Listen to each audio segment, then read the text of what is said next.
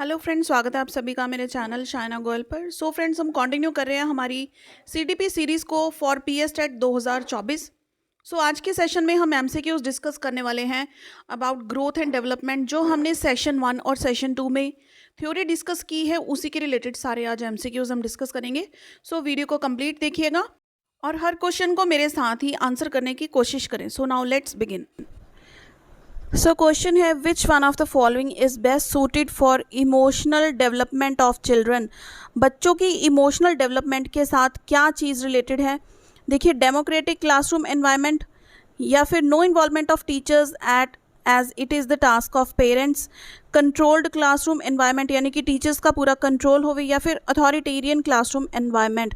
तो इसमें देखिए सबसे पहली चीज़ क्या है, डेमोक्रेटिक क्लासरूम एनवायरनमेंट। तो डेमोक्रेसी के साथ क्या होगा कि हर बच्चा कंफर्टेबल फील करेगा। तो इमोशनल कैरेक्टरिस्टिक्स बच्चे को कहाँ पे ज़्यादा मिलेंगी, जब क्लासरूम में टीचर्स के इन्वॉल्वमेंट तो डेफिनेटली चाहिए, क्योंकि चिल्ड्रन के साथ सिर्फ पेरेंट्स का सर्कल नहीं होता है। पेरेंट्स फर्स्ट एजेंसी होते हैं बच्चों के साथ, लेकिन उसके बाद बच्चा स्कूल जाता है तो सेकंड जो एजेंसी होती है बच्चों की इमोशनल डेवलपमेंट के लिए, कह लीजिए सोशल डेवलपमेंट के लिए, वो क्या होती है, स्कूल। तो स्कूल में टीचर्स का कंट्रोल होता है क्लास में, तो वो क्या होता है, डेमोक्रेटिक क्लासरूम एनवायरनमेंट होना चाहिए। वहाँ पर बच्चा इमोशनली डेवलप अच्छे से करेगा। क्लियर? सो हमारी ऑप्शन ए क्या है, correct answer, that is democratic classroom environment. Now next, giving punishment verbal और non verbal to the children results in. सबसे पहले वर्बल पनिशमेंट क्या है कि बच्चों को नेगेटिव बातें बोलना कि तुम्हें कुछ नहीं आता है ना, तुम ये टेस्ट प्रिपेयर करके नहीं आए हो, you are the dumb student of the class. ऐसी वर्बल बातें जो बच्चों को डीमोटिवेट करती हैं, ये भी एक तरह की पनिशमेंट होती है। नॉन वर्बल होती है जो फिजिकल पनिशमेंट हो सकती है, या फिर बच्चों को क्लास से बाहर निकाल देना, है ना। पुराने टाइम में तो बहुत ज़्यादा स्ट्रिक्टनेस होती थी, नॉन वर्बल तो पिटाई वगैरह भी होती थी। आज के टाइम में तो बच्चे के ऊपर हाथ उठाना बिल्कुल भी वैलिड नहीं है। सो देखिए, नॉन वर्बल और वर्बल अगर पनिशमेंट देते हैं तो बच्चों पे उस पर क्या रिजल्ट होता है, क्या प्रभाव पड़ता है, क्या वो चीज़ मोटिवेट करती है उनको काम करने के लिए? Definitely not. Protecting the child's image, improving their scores, क्या एग्ज़ाम्स में उनके स्कोर्स इंप्रूव होते हैं, इसलिए उनको वर्बल या नॉन वर्बल पनिशमेंट देनी चाहिए और उसका इम्पैक्ट पड़ता है, या फिर डैमेजिंग देयर सेल्फ कंसेप्ट। तो हमारी ऑप्शन डी सही आंसर होगा। क्यों होगा? देखिए, आजकल के टाइम में जो बच्चे हैं ईगोइस्टिक हैं बहुत ज़्यादा। सेल्फ रिस्पेक्ट और सेल्फ कंसेप्ट ये सभी में बहुत इंपॉर्टेंट है। छोटे बच्चों को भी आप ले लेंगे ना, उसको डांटेंगे तो वो गुस्से होकर बैठ जाएगा कि आपने मुझे डांटा तो डांटा कैसे, है ना। तो क्लास में पनिशमेंट देना, चाहे वो वर्बल एक्ट है नॉन वर्बल एक्ट है, बच्चा उसमें शर्म फील करता है तो वो उसके डैमेज कर देता है सेल्फ के कंसेप्ट को। बच्चा उभर के नहीं आ पाता है क्लास में। तो नेगेटिव इम्पैक्ट जो है टीचर्स को कम शो करना चाहिए क्लास में, पॉजिटिव ट्रेट्स ज़्यादा शो करनी चाहिए, बच्चे को मोटिवेट करना चाहिए किसी तरीके से। इन केस अगर वर्बल या नॉन वर्बल की तो बात ही हम छोड़ देते हैं, लेकिन अगर वर्बल हम कुछ पनिशमेंट बच्चे को देना भी चाहते हैं तो सभी के सामने नहीं होना चाहिए, वो बच्चे को अकेले में बुला के करना चाहिए ताकि वो अपनी इंसल्ट फील ना करे, उसको एज अ गाइडेंस चीज़ समझे। क्लियर? सो हमारी ऑप्शन डी क्या है यहाँ पर करेक्ट आंसर, दैट इज़ वो डैमेज कर देता है बच्चों के सेल्फ कंसेप्ट को, बच्चों की जो मोटिवेशन है, इंटरनल जो उसकी कैपेबिलिटी है, उसको डीमोरलाइज कर देता है। Clear? Next, which of the following age groups fall under letter childhood category. तो देखिए, चाइल्डहुड हमने जो स्टेजेस की थी, सबसे पहले क्या थी हमारी प्रीनेटल स्टेज। क्लियर? प्रीनेटल क्या थी, फ्रॉम कंसेप्शुअल टिल बर्थ, जब तक बच्चे का जन्म नहीं हो जाता, वो गर्भावस्था में होता है, तब वो क्या होती है, प्रीनेटल स्टेज। उसके बाद आती है इन्फेंसी, जो 0 से लेके 2 ईयर्स तक होती है, यानी कि बर्थ से लेके 2 साल तक। उसके बाद जो 2 से लेके हम कहते हैं 12 साल तक का टाइम होता है, ये चाइल्डहुड पीरियड होता है। ये भी 2 पार्ट्स में डिवाइड होता है, first is early childhood, second is letter childhood. पढ़ा था ना हमने, अगर आपने वीडियोस देखी हैं तो बिल्कुल आप डेफिनेटली इसका जो है आंसर डायरेक्ट मार्क कर सकते हैं। तो अर्ली चाइल्डहुड की स्टेजेस कौन सी हैं? 2 to 6 ईयर्स की अर्ली चाइल्डहुड स्टेजेस हैं, और उसके बाद जो 6 से लेके 11 ईयर्स या 6 से लेके 12 ईयर्स तक की, ये बुक्स में वेरिएशन शो की होती है, तो ये 11 हो सकता है, ये 12 हो सकता है ना।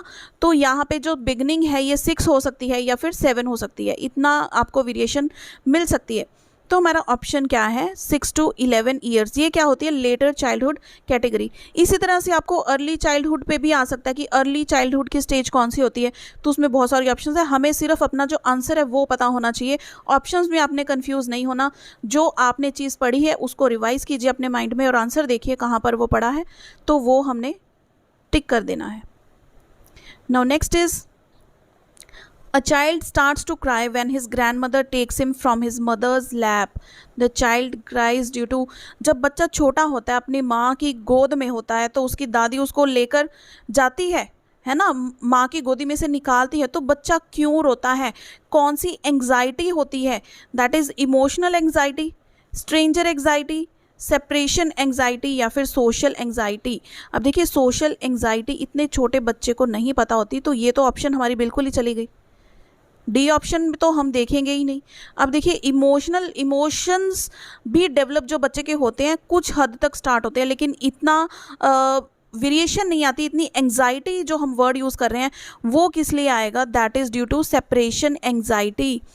बच्चा अपनी माँ की गोद में कंफर्टेबल फील करता है, माँ की जो खुशबू होती है, महक होती है ना, बच्चे को वो सेंसेशंस फील होती हैं, तो जब वहाँ अपनी मदर की लैप में से उसको अलग कर दिया जाता है, चाहे वो यहाँ पे ग्रैंड मदर है, कोई भी वर्ड आ सकता है, ग्रैंड फादर आ सकता है ना, अंकल आ सकता है, आंट आ सकता है, कुछ भी आ सकता है, लेकिन लैप किसी की होगी, यहाँ पर मदर्स लैप होगी, तो वो क्यों रोता है, ड्यू टू सेपरेशन एंग्जाइटी, क्योंकि वो अपनी माँ के पास ही रहना सीखा हुआ है, माँ से अपनी दूर नहीं जाना सीखा हुआ। So answer C is the correct option here, separation anxiety. Next is toy age refers to. अब देखिए हर टाइम पीरियड को जो हमने डिस्कस किया है, चाहे वो प्री नेटल स्टेज है, इन्वेंसी है, चाइल्डहुड है, early childhood, letter childhood, adolescence है, सभी के रिलेटेड कुछ डिफरेंट वर्ड्स हैं कि इस टाइम पीरियड को क्या कहा जाता है। तो टॉय एज किसको कहा जाता है, दैट इज़ बेबीहुड। अब देखिए यहाँ पे इन्होंने ये नहीं बोला है कि इन्फेंसी स्टेज, क्योंकि बेबीहुड भी क्या है, इन्फेंसी, यानी कि जब बच्चा छोटा होता है बेबीहुड में होता है।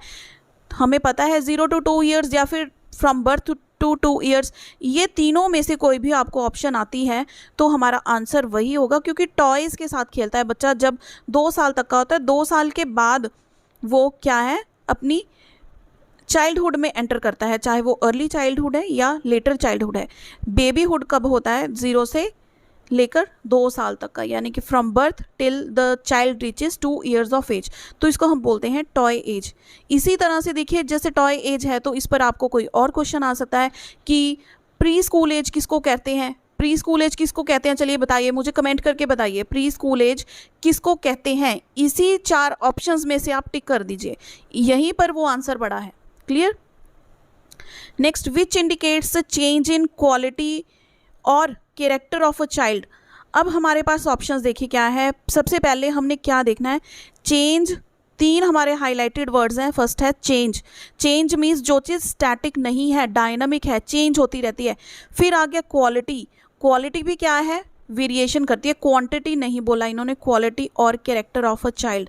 अब देखिए ग्रोथ क्या है हमारी, ग्रोथ तो क्वांटिटेटिव कैरेक्टरिस्टिक शो करती है, स्टैटिक कैरेक्टरिस्टिक शो करती है। क्लियर। तो चेंज और क्वालिटी ये दोनों इसके ऑपोजिट वर्ड्स हो गए, तो ग्रोथ तो हमारा आंसर यहाँ पे नहीं आएगा। डेवलपमेंट है, लर्निंग है, एनवायरनमेंट है। अब देखिए एनवायरनमेंट भी इम्पैक्ट डालता है बच्चों के क्वालिटी पर, जो भी चेंजेस आती हैं बच्चे में, लेकिन ये सारी चीज़ें, ये तीनों चीज़ें किसके अंदर आती हैं, डेवलपमेंट के अंदर। यानी कि बच्चा क्या करेगा, डेवलप करेगा, तभी तो उसकी ग्रोथ होगी। ग्रोथ हुई है मींस बच्चे में डेवलपमेंट हुई है, बच्चे ने कुछ सीखा है मींस बच्चे में डेवलपमेंट हुई है, बच्चे ने इन्वायरमेंट में रहकर कुछ चेंज किया है अपने में, वो भी क्या है, डेवलपमेंट ही है। ये सारी चीज़ें क्या है, डेवलपमेंट के अंदर आती हैं, उसके साथ चलती हैं। So which indicates the change in the quality और character of a child, that is option B, development. Next question, learning depends on cognitive development. अब देखिए कॉग्निटिव डेवलपमेंट, कॉग्निटिव या फिर माइंड के साथ कह लीजिए, इंटेलेक्चुअल डेवलपमेंट कह लीजिए, है ना।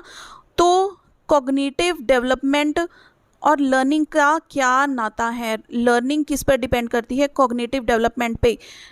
ऑलवेज, समटाइम्स, कभी नहीं, या फिर इन कैलकुलेशन। ये दो ऑप्शंस तो छोड़ ही दीजिए, क्योंकि लर्निंग कहाँ पे होती है, हमारे ब्रेन में होती है, हमारे माइंड में होती है ना।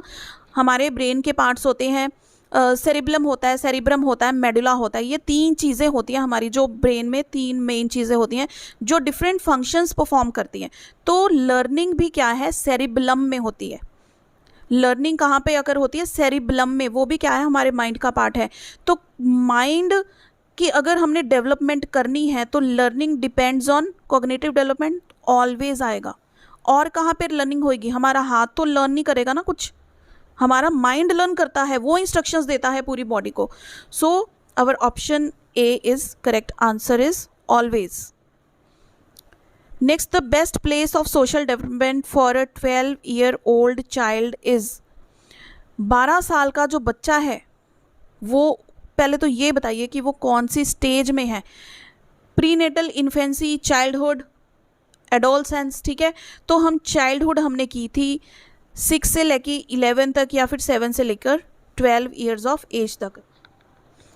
तो चाइल्डहुड की बात अगर हम करें, ये क्या आ जाएगा, ये चाइल्डहुड का एंड है और एडोलसेंस की स्टार्टिंग है। तो इस एज में बच्चा नेबरहुड से सीखेगा नहीं, फैमिली से सीखेगा। फैमिली में से तो जब बच्चा जब छोटा होता है ना, 5 साल तक का, 6 साल तक का, तब वो फैमिली में से ज़्यादा चीज़ें सीखता है। उसके बाद तो जो बाहर की चीज़ें हैं अदर देन फैमिली, सोशल जो उनके ग्रुप्स बनते हैं, चाहे वो स्कूल है या पीयर्स हैं, फ्रेंड्स हैं, वो चीज़ उन पे इन्फ्लुएंस करना स्टार्ट कर देती है। प्लेग्राउंड है, प्लेग्राउंड में बच्चों का कितना सर्कल होता है, डाइवर्सिटी ऑफ स्टूडेंट्स के साथ वो खेलते हैं, या फिर वो है स्कूल जहाँ पे बच्चा सोशली डेवलप करता है। सो सोशल डेवलपमेंट कहाँ पर होगी बच्चे की, प्लेग्राउंड में। सोशल में क्या क्या चीज़ें आ जाती हैं हमारी, क्या चीज़ें आती हैं, मॉरल डेवलपमेंट है ना, कैरेक्टर डेवलपमेंट, ये चीज़ें कहाँ पर आती हैं हमारी सोशल डेवलपमेंट में के अंदर। So answer is C, playground में बच्चा सीखता है, बिहेव करना सीखता है, वो सारी चीज़ें सोशल डेवलपमेंट कहाँ पर होगी, प्लेग्राउंड में, 12 ईयर्स ओल्ड चाइल्ड की। नेक्स्ट, एडोलसेंस में एक्सपीरियंस। अब जो एडोलसेंस होती है, हम इसको क्या कहते हैं, बहुत ही रिस्की एज होती है ना, बहुत एग्रेसिव होते हैं बच्चे, कुछ भी कर गुजरने की उनमें बात होती है कि एकदम से डिसाइसिव हो जाते हैं, बहुत पोजेसिव होते हैं खुद के लिए, सेल्फ के बारे में कि हम कैसे दिखते हैं, बहुत ज़्यादा कॉन्शियस होते हैं। मतलब पूरी खतरनाक स्टेज होती है जो एडोलसेंस की होती है। तो उसके रिलेटेड आप देखिए क्या आंसर आपको सुटेबल लगता है। फीलिंग ऑफ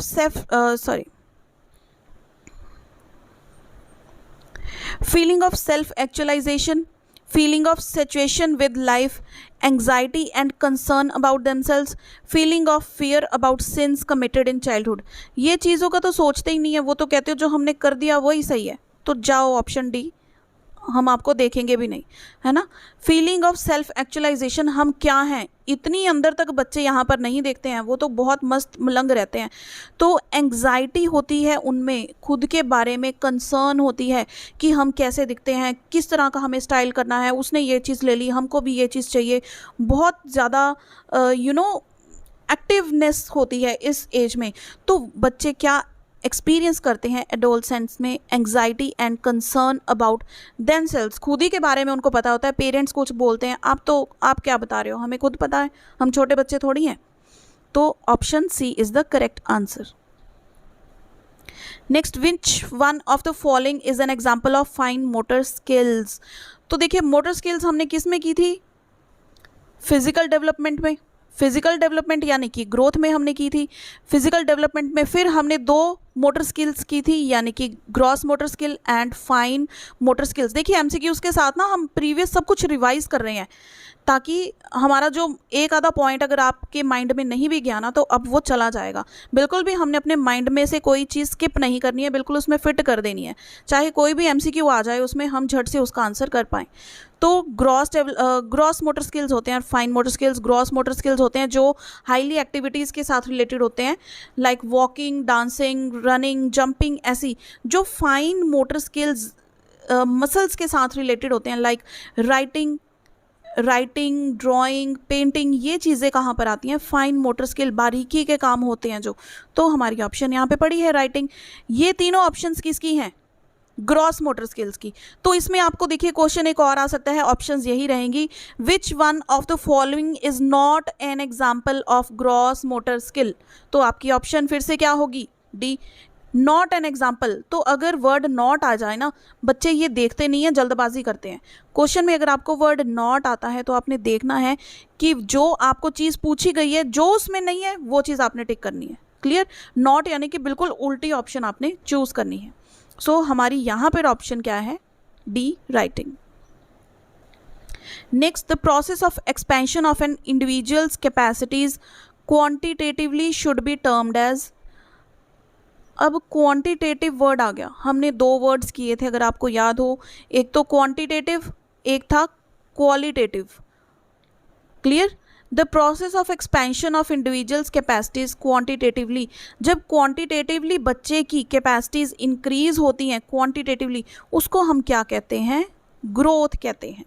ग्रोथ क्या है, एक स्टैटिक कंसेप्ट है, या फिर ये क्वांटिटी, इसको हम मेजर कर सकते हैं, क्या बच्चे की हाइट हुई है, क्या बच्चे का वेट हो गया, कोई मोटा हो गया, कोई पतला हो गया, है ना, कैपेसिटीज़, कितना वो वेट उठा सकता है, या सो ऑन, वो क्या है, बच्चे की ग्रोथ। अगर हम बोलते कि क्वालिटेटिवली इम्प्रूवमेंट हुई है तो वो हम बोलते डेवलपमेंट। समझ में आ गई बात। अगर हम बात करते कि एक हद पर आकर जो चीज़ रुक जाती है या कुछ, वो होती है maturation. Now next, which one of the following principle of development is incorrect? Incorrect यानी कि जो principle of development नहीं है, ठीक है, incorrect one. There are individual differences in development. ये तो पॉइंट सही है, इंडिविजुअल डिफरेंसेस होते हैं, हर बच्चा अपने पेस पर, अपनी स्पीड पर डेवलप करता है। दो चीज़ें उस पर डिपेंड करती हैं, वन इज़ हेरिडिटरी, हेरिडिटरी को छोड़ के जो सब कुछ है वो है एनवायरनमेंट, जो हमारी नेक्स्ट वीडियो का टॉपिक है, उसमें आपको और ज़्यादा ये चीज़ क्लियर हो जाएगी। तो इंडिविजुअल डिफरेंस वाला पॉइंट सही है। Development is the result of coincidences, या फिर it is a continuous process, ये हमने किया है। डेवलपमेंट कॉन्टीन्यूस प्रोसेस है, थ्रू आउट द लाइफ चलता है, जन्म से लेके मृत्यु तक, फ्रॉम वॉर्म टिल टॉम, ठीक है, from the day of birth till the life ends. तो ये क्या है, एक कॉन्टीन्यूस प्रोसेस है। देन इट इज़ प्रिडिक्टेबल, हमने प्रिंसिपल्स ऑफ डेवलपमेंट में किया था कि डेवलपमेंट क्या है, प्रिडिक्टेबल है। तो कोइंसिडेंस के साथ कभी भी डेवलपमेंट नहीं होती है। तो हमारी ऑप्शन 2 क्या है यहाँ पर correct answer. Next, development is a never ending process, this statement is related to which principle of development. हमने प्रिंसिपल्स किए थे, नेवर एंडिंग प्रोसेस मीन्स कभी भी ख़त्म ना होने वाली जो चीज़ है। इंटीग्रेशन, नो, इंटीग्रेशन में क्या था बताइए, इंटीग्रेशन में क्या था, चीज़ें एक दूसरे के साथ इंटीग्रेट होकर चलती हैं। बॉडी पार्ट्स जो हैं, अगर हमारे हाथ में दर्द है तो पूरी बॉडी लो फील करेगी। बॉडी पार्ट्स एक दूसरे से अलग नहीं है, किसी में भी कोई हरकत होती है पूरी बॉडी उसके साथ जुड़ी हुई है। प्रिंसिपल ऑफ इंट्रैक्शन ये भी नहीं है। प्रिंसिपल ऑफ इंटर रिलेशनशिप यानी कि हमारे फिजिकल, सोशल, कॉग्निटिव और इमोशनल जो डोमेन्स हैं, ये all are inter related to each other, ये सारे क्या हैं, प्रिंसिपल्स हैं। लेकिन हमारा जो नेवर एंडिंग प्रोसेस है ये किसके साथ जुड़ता है, इन चीज़ों के साथ तो जुड़ ही नहीं रहा, ये जुड़ता है हमारा कॉन्टीन्यूटी के साथ, यानी कि जो हमारी डेवलपमेंट है वो चलती रहती है, कॉन्टीन्यूटी में रहती है, that is never ending process. Which one of the following is true? The child gains control of his or her feet before head. General ability precedes specific in all phases of child development. There is a sudden spurt of development in the last stages of life. The child controls fingers and then arms. तो पहले तो मुझे ये बताइए कि ये जो complete question है इसकी हेडिंग अगर कुछ और होती तो वो क्या होती, वो डायरेक्शंस ऑफ डेवलपमेंट हम बात कर रहे हैं। इसमें देखिए इनर टू आउटर डेवलपमेंट कैसे होती है, हमने दो तरह की थी डायरेक्शन, सिफेलोकॉर्डल एंड प्रॉक्सीमोडिस्टल डेवलपमेंट। तो क्या होता है, सबसे पहले बच्चा फ्रॉम हेड टू टो यानी कि सिफेलोकॉर्डल में head to toe, top to bottom, तो फीट से लेके हेड तक थोड़ी ग्रोथ होती है बच्चे की। जब बच्चा अपनी माँ के गर्भ में होता है, गर्भावस्था में होता है, तो सबसे पहले उसका सिर बनता है, फिर बॉडी स्ट्रक्चर बनना होता है, धीरे धीरे आर्म्स बनने लगती हैं, फिर फिंगर्स डेवलप होती हैं। तो जो प्रॉक्सीमोडिस्टल थी वो कौन सी थी, फ्रॉम हार्ट टू हैंड या फिर फ्रॉम इनर टू आउटर, ठीक है। तो कौन सी ऑप्शन यहाँ पर गलत हमें नजर आ रही है? That is option 1। Which of the following is true? ये गलत है। General ability precedes specific ability, there is sudden spurt of development in the last stages of life, the child controls fingers and then arms, ये भी गलत है। और हमारी ये चीज़ भी गलत है, जनरल एबिलिटी प्रिसीड्स, सबसे पहले जनरल जो एबिलिटी होती है वो बच्चे की प्रिसीड होती है, फिर स्पेसिफिक की तरफ हम बढ़ते हैं in all phases of child's development. Then the principle of spiral versus linear advancement in is associated with. अब देखिए हमने पढ़ा है डेवलपमेंट के बारे में, तो डेवलपमेंट में क्या था, जो डेवलपमेंट की स्पीड थी वो किस तरह से थी, डायरेक्शन तो हमने कर ली, सेफेलोकॉर्डल एंड प्रॉक्सिमोडिस्टल। उसके बाद स्पाइरल, इसकी जो बनावट होती है वो स्पाइरल तरीके से होती है। लीनियर एडवांसमेंट क्या होती है, ग्रोथ होती है। तो हमारी ऑप्शन डायरेक्ट हमें नज़र आ रही है ग्रोथ एंड डेवलपमेंट, इसका आंसर होगा, क्योंकि जो डेवलपमेंट होती है हमने डिस्कस किया था वो किस में होती है, स्पाइरल होती है। और जो ग्रोथ होती है, बच्चा ऐसे तो नहीं है कि एक दिन बढ़ गया दूसरे दिन कम हो गया, फिर बढ़ गया फिर कम हो गया, ऐसे थोड़ी है। ग्रोथ क्या है, एक लीनियर है, उसने जब बढ़ना है उसने बढ़ते ही जाना है, एक पॉइंट पे आकर जब वो इनफ मैच्योर हो गया तो वहाँ पर आकर उसकी ग्रोथ रुक जाती है। लेकिन डेवलपमेंट क्या है, डेवलपमेंट होती रहती है, रुक जाती है, होती है, फिर रेस्ट मोड में जाती है, फिर और होती है, इस तरह से डेवलपमेंट चलती रहती है। तो हमारी ऑप्शन 3 क्या है correct answer. Next, out of which after the following which is not correct principle in context to growth and development. अब ये फिर डायरेक्शन को लेकर चल रहा है, foot to head, foot to head हमने देखना क्या है, विच इज़ नॉट करेक्ट, जो गलत है, फुट से लेके हेड तक ये हमें पता लग रहा है सीधा ही नॉट करेक्ट है ना।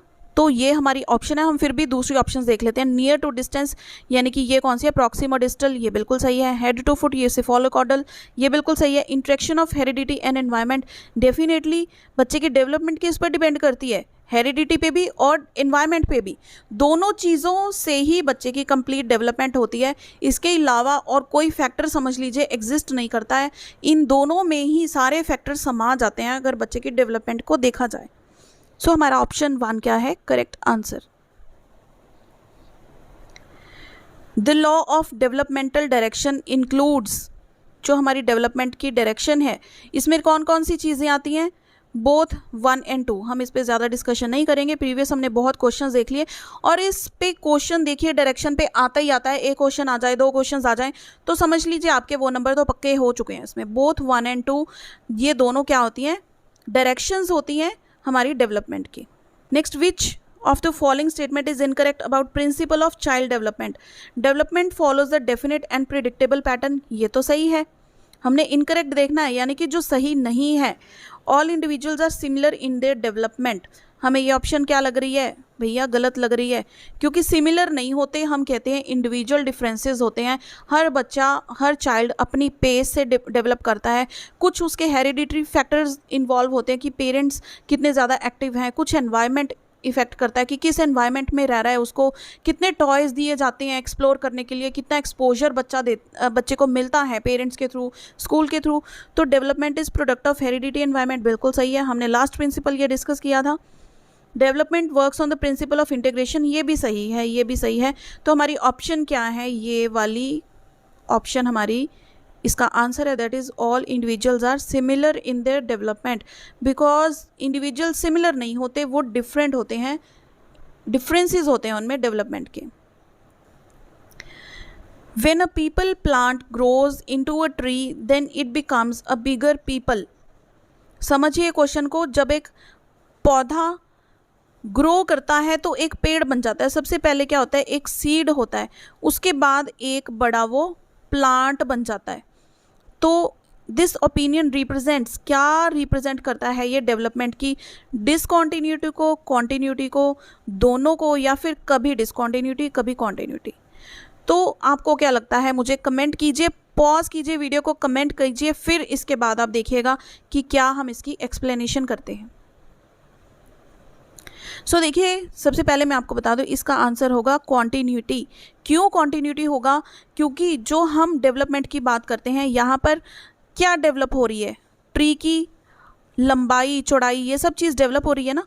तो बच्चा जब ग्रो करता है वो क्या करता है? कॉन्टिन्यूसली करता है ना। ऐसे तो नहीं है कि एक दिन बड़ा हो गया, फिर छोटा हो गया, बड़ा हो गया, छोटा हो गया, पतला हो गया, मोटा हो गया। तो ग्रोथ क्या है? एक कॉन्टिन्यूस पेस पे है, चाहे वो थोड़ी सी कम हो जाए लेकिन वो कॉन्टिन्यू रहती है, रुकती नहीं है कभी, ऐसे ग्रो होता रहता है। जब पेड़ काफ़ी बड़ा हो जाता है तो उसकी टहनियाँ जो है वो लंबी होती रहती हैं, ब्रांचेस बड़ी होती रहती हैं। तो ये प्रिंसिपल कौन किसको रिप्रेजेंट करता है? ओपिनियन कॉन्टिन्यूटी ऑफ डेवलपमेंट को। Clear? Now next is according to the dash the more you do something the better you are it. कौन सा लॉ कहता है कि जो चीज़ आप, एक ही चीज़ अगर आप बार बार करोगे तो आप उसमें ज़्यादा बेटर हो जाओगे? तो ये क्या होता है कि हम कहते हैं ना, the practice makes the man perfect. तो जितनी ज़्यादा प्रैक्टिस आप किसी चीज़ की करते हो उसमें क्या है? आपकी परफेक्शन हो जाती है। तो वही हम क्या बोलेंगे यहाँ पर? Law of exercise. किसी चीज़ की प्रैक्टिस करना, उसकी एक्सरसाइज करना। एक्सरसाइज मीन्स क्या होता है? प्रैक्टिस होती है। क्लियर? अगर आपको एक्सरसाइज वर्ड आया है, प्रैक्टिस नहीं लिखा हो, तो आपने कंफ्यूज नहीं होना है। उसमें क्या है? लॉ ऑफ एक्सरसाइज, यानी कि उस चीज़ को रिपीटेडली करना। ठीक है, तो हमारी ऑप्शन बी क्या है यहाँ पर करेक्ट आंसर। तो देखिए, ये क्वेश्चन आपका जो है पीटेट में 2020 में आया हुआ है। अब ये सारे क्वेश्चन हम वही देखने वाले हैं जो आपको आए हुए हैं टेट के पेपर में। Clear? Then next, the dash says we are motivated to gain rewards and avoid punishments. तो कौन सा लॉ कहता है कि हम मोटिवेट ही हैं कि हमें रिवॉर्ड्स ही मिले, हम पनिशमेंट अगर हमें मिलती है ना तो हम उसको झेल नहीं पाते हैं, हम उसको अपना ही नहीं पाते हैं? तो उसका आंसर क्या है? Law of effect. क्योंकि वो चीज़ हमें इफ़ेक्ट करती है, इसलिए हम मोटिवेट किए जाते हैं कि हमें बस आप प्रशंसा करते जाइए, हम चाहे कितने भी गलत हैं, आप हमें कुछ मत बोलिए, डांटिए नहीं, हमें समझाइए नहीं। तो ये कौन सा इफ़ेक्ट है? Law of effect. The next is which one of the following is not related to principles of growth and development. कौन सा प्रिंसिपल है जो ग्रोथ एंड डेवलपमेंट के रिलेटेड में नहीं है? कॉन्टिन्यूटी ये तो है, प्रिंसिपल ऑफ इंटीग्रेशन भी है, principle of classification, principle of individuality. Individuality means individual difference, इसमें कंफ्यूज नहीं होना है। इंडिविजुअलिटी मीन्स कि हर पर्सन इंडिविजुअली, उसके अलग अपने फीचर्स हो सकते हैं, अपनी डिफरेंट स्पीड हो सकती है। तो इन प्रिंसिपल ऑफ क्लासिफिकेशन क्या है? कोई भी ऐसा फीचर नहीं है ग्रोथ एंड डेवलपमेंट का। So option is C our correct answer.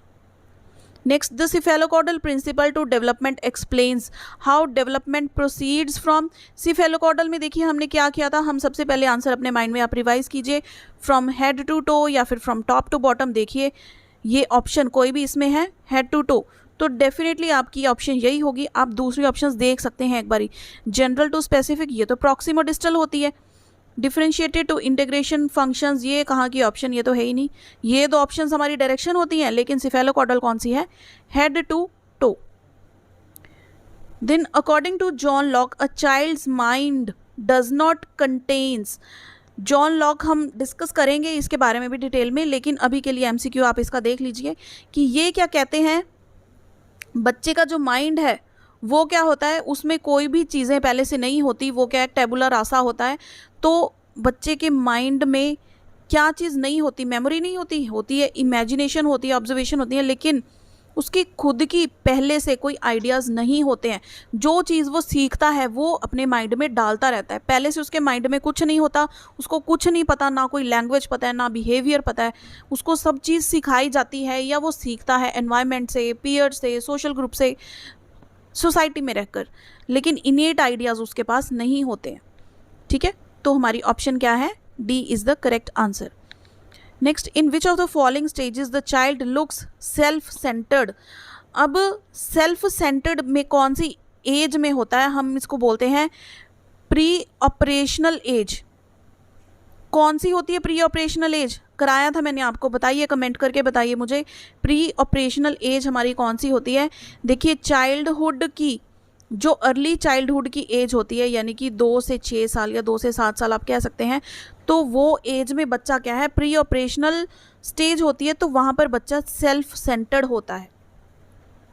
तो नेक्स्ट, ये क्वेश्चन हम देख ही चुके हैं। ये भी क्वेश्चन जो है आपकी PS टेट 2020 में भी आया हुआ है कि एडोलसेंट्स में experience anxiety and concern about themselves. तो इन्हीं में से देखिए क्वेश्चंस उठ के आते हैं आपके पास। कंसेप्ट बच्चे आपके क्लियर होने चाहिए। कोई भी क्वेश्चन आपके लिए करना मुश्किल नहीं है, सिर्फ आपके जब कंसेप्ट क्लियर हैं चीज़ों के तभी आप क्वेश्चंस अटेम्प्ट कर पाएंगे। रट्टाफिकेशन नहीं चलने वाला है अब इसमें। सो फ्रेंड्स, आई होप इससे आपको काफ़ी हेल्प मिली होगी। ध्यान से आप सारे कंसेप्ट स्टडी कीजिए, फिर एमसीक्यूज़ प्रैक्टिस कीजिए, और आने वाली वीडियोज़ में हम जो भी टॉपिक्स करेंगे साथ साथ में उनके एमसीक्यूज़ करते रहेंगे। So see you friends in the next video. Till then keep watching.